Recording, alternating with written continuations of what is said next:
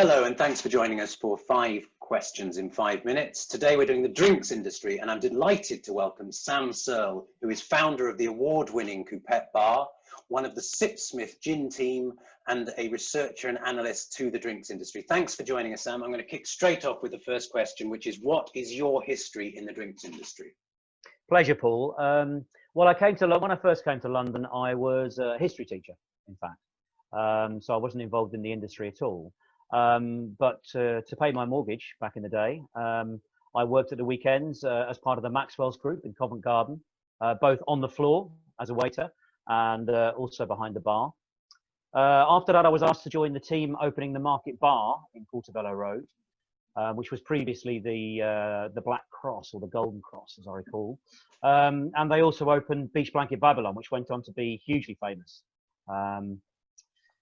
Following that, a little stint with Como Holdings, who opened the Metropolitan Bar with Carebury Hill, among others, and then opening the Alphabet Bar in Soho with Spike Marchant and David Paskins. And that bar, like the Lab Bar, was the first bar to bring cocktail culture, as it was then, to the high street.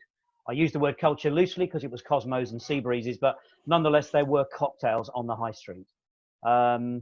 I was at Albernac, where I was director, a big whiskey bar, before joining the Rising Star Leisure Group and growing it from 1 bar, Iniquity, through to 5 bars in 2012.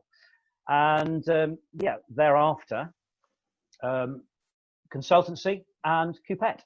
Which brings me beautifully to question 2, which is, what is your current role in the drinks industry? Primarily, I'm a qualitative market researcher. I travel the world speaking to leading bartenders, influencers, we might call them, in the on-trade, about trends, about brands, about their hopes, their fears, their aspirations, and so on. And that helps me help brands develop strategies for growth. And it's also fascinating. Yeah. And I'm sure, to be honest, we could talk for a long time about that, but I'm going to ask you one specific question on that, which is whether you think any of the changes out of this COVID-19 crisis will have an effect in the longer term. Obviously, there are short-term effects, but anything that you think will last into the longer term here? I think it's going to be really challenging for the industry, and I think there's going to be losses, in all honesty. I think there are some bars that have been trading marginally that will go out of business. There are opportunities also for brands that get it right and for bars that get it right, no question. But they've got to move fast. They've got to adapt to what the consumers want post-COVID, which I think we could find is very different. Cash flow issues are going to be a major problem ongoing. And also, in all honesty, Brexit is coming fast up the tracks and is going to affect their ability to recruit the brightest and the best bartenders from across Europe to work in our bars. And I think that's going to be a major issue for the top end of the industry. Thank you, Sam. Were there trends before the crisis kicked in that you think, once it's out of the way, I guess I'm asking you to spot trends that you think were going to happen that might now pick up again after the crisis? Well, localism. So I expect to see bartenders continuing to use local products and heroing local products, everything from fruits to juices to spirits. Sustainability. I expect to see bars focus on energy use, ecological best practice, and so on.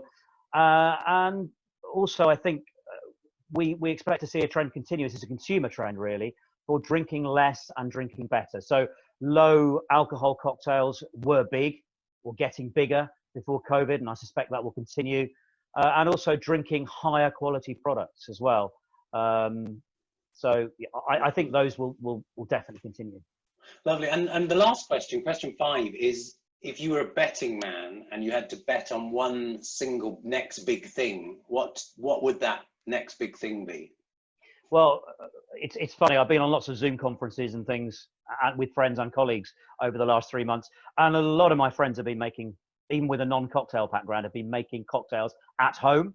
So I think I can expect to see that continue, using low tech, things like smoothie makers and sieves and things like that. So my guess is that will continue in the same way as baking at home was a thing in lockdown.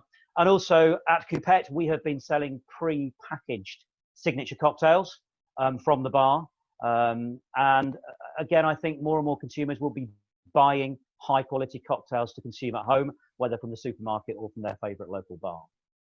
Fantastic, Sam. That is 5 minutes, 13 seconds. Thank you so much for taking time out to join us and for sharing your insight with us. It's been great talking to you. Absolute pleasure. Thanks a lot. Cheers.